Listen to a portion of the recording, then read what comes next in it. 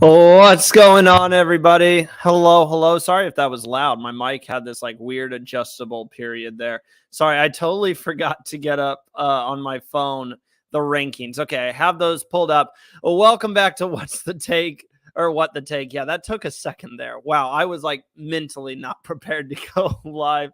As always, my name is Randy, and today we will be looking into part 2 of my full Pixar rewatch in timeline order. So if you're just joining for the first time, oh, see, I didn't even turn my light on today. What am I doing? Hold on a second.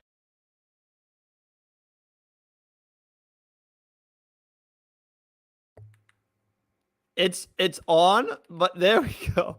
This is the stuff that happens. Like I've been just kind of like jamming and doing my own stuff for 10 minutes and then I go live and I'm like, "Wait a minute. There's so much off." Yeah, my hair's all over the place. I just got done showering. So, yeah, it's kind of an impromptu, but we're still going to have fun today on the show. If you are just now joining us, we are doing or I'm doing a full Pixar rewatch in timeline order. So if you aren't familiar with the Pixar theory basically states that all Pixar created movies in the Disney Pixar universe are all connected to the same universe on the same timeline. So in part 1, we covered The Good Dinosaur, Brave, Luca, and The Incredibles. So you had The Good Dinosaur, for example, happening millions of years ago. Brave happening in like the 10th century.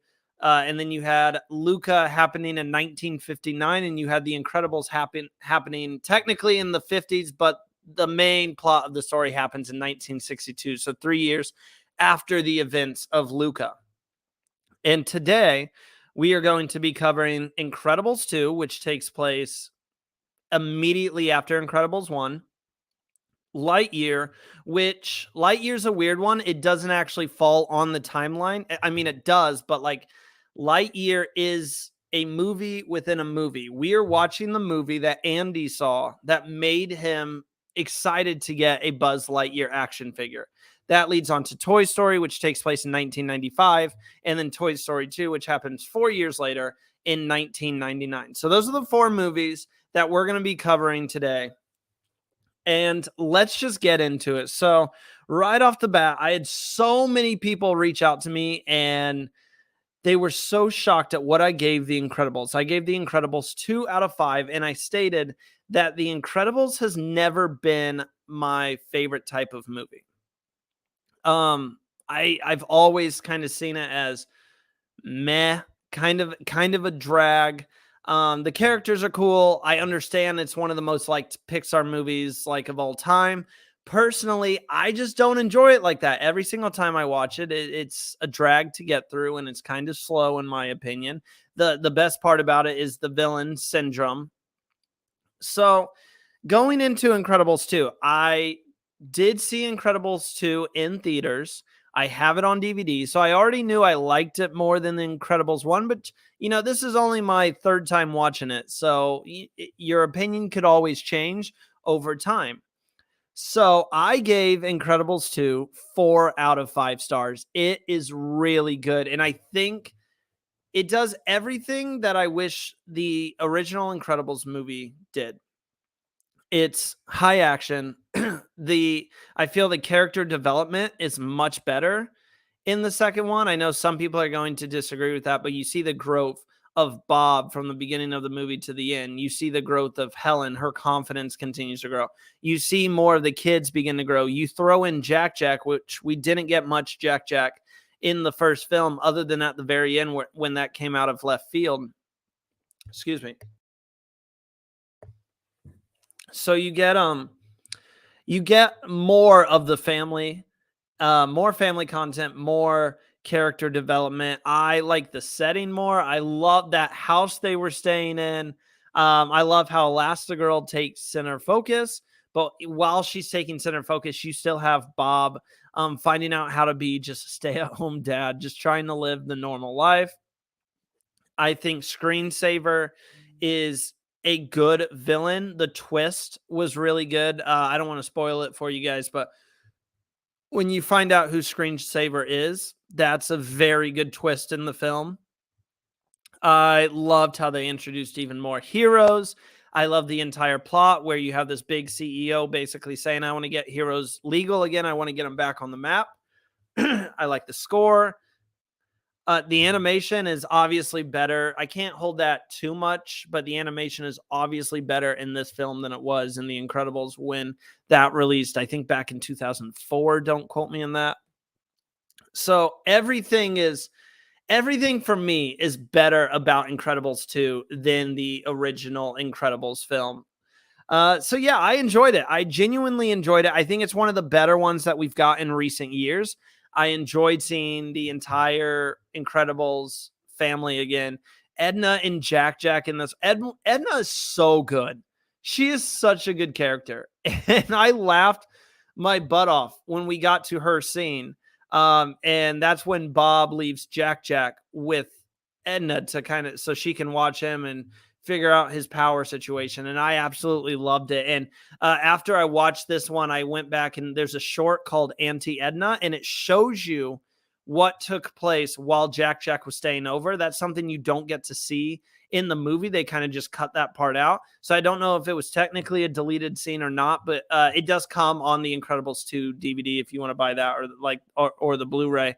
But yeah, I enjoyed the Incredibles 2, and it instantly jumped up and tied The Good Dinosaur for my favorite film so far. So after Incredibles 2, we jumped into a long time period of a lot of Buzz Lightyear for me. And we touched base on this the last episode I did. But you have Lightyear, which is the next movie in timeline order. And then you have Toy Story 1 and Toy Story 2. So for the next 12 minutes or so, I'm going to be discussing the Buzz Lightyear movies. So Lightyear's an interesting one for me. I have never seen Lightyear.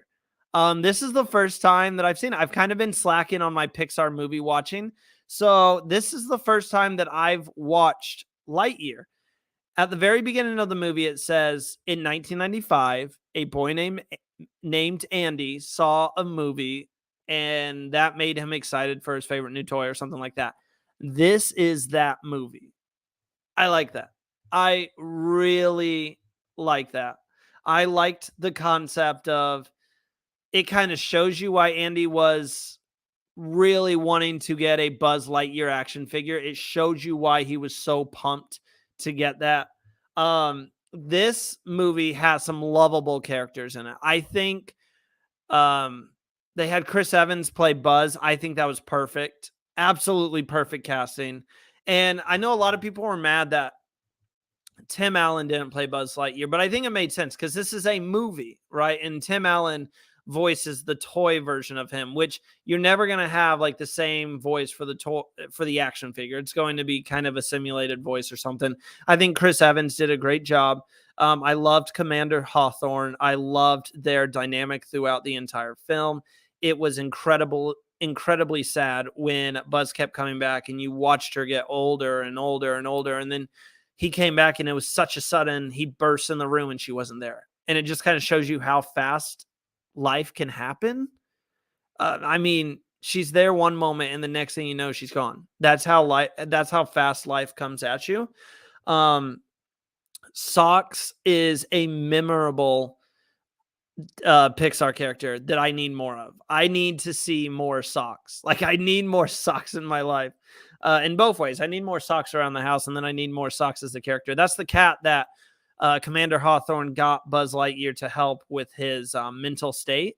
And he's absolutely hilarious. Like, I need a short all about socks. I think the characters he meet along the way who become Space Rangers, I think they're fun. I would like to see another Lightyear movie. Like, I'd go and I'd watch it and I'd be excited for it. I don't think we need another one. And I did forget to say that about Incredibles 2. I do think we're going to have an Incredibles 3. If anything, just to complete the trilogy. And you can make the argument outside of Toy Story, Incredibles would be up there for one of the other big money makers for Pixar. Lightyear, I would go and I would watch another one and I would enjoy it.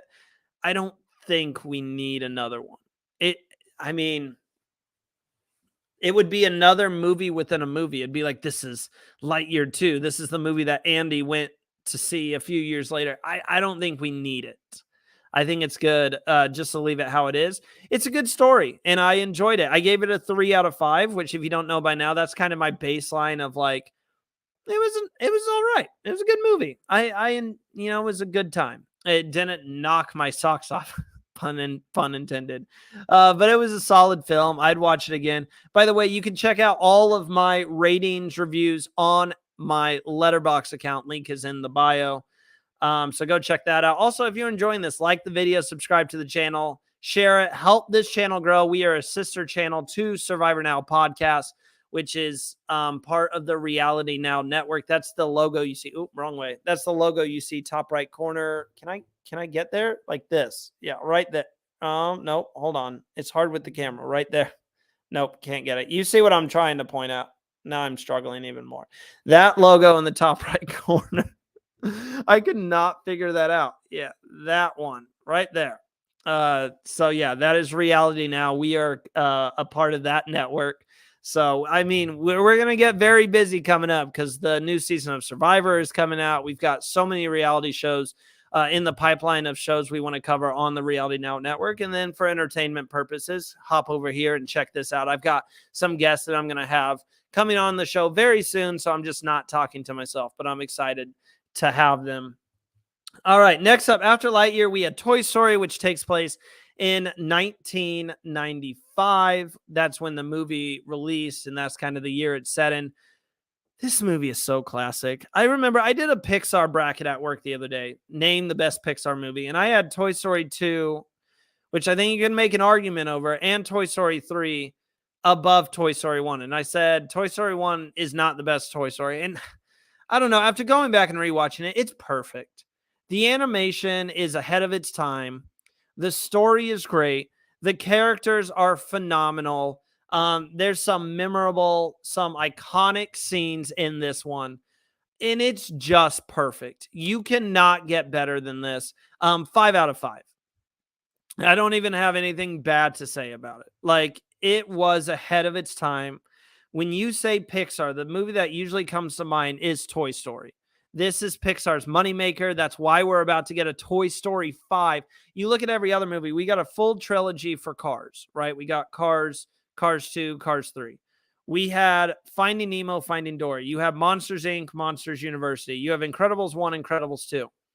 So besides Cars, I mean, 2 movies has been the baseline. We're getting another Inside Out. So we're going to have Inside Out and Inside Out 2. Like, 2 movies is usually the baseline. I do think The Incredibles, like I stated, is going to become a trilogy. Cars is the one that became a trilogy. I'd like to see another Monsters University. I don't know if we're ever going to get it. Personally, I just love Monsters University. But Toy Story is Pixar. That is their franchise. That's why they're about to release their 5th movie. And Toy Story 1 is just perfect. It's absolutely perfect. I don't have anything else to say about it. And then Toy Story 2, which happens 4 years later down the line, that movie is incredible too. I'm sorry. I was sitting there watching it and I was like, am I going to give this a 4.5 just to say Toy Story 1's better? No, I'm not, because Toy Story 2 is just as good. And I think there's an argument about whether it's better or not. And I'd be making that argument. I don't know which one I like more between Toy Story 1 and Toy Story 2. Usually, when you make a sequel, it takes a giant step back. For instance, bringing them back in, a lot of people prefer Incredibles to Incredibles 2. I disagree, but I'm in the minority. People prefer Finding Nemo to Finding Dory. I'm part of that group.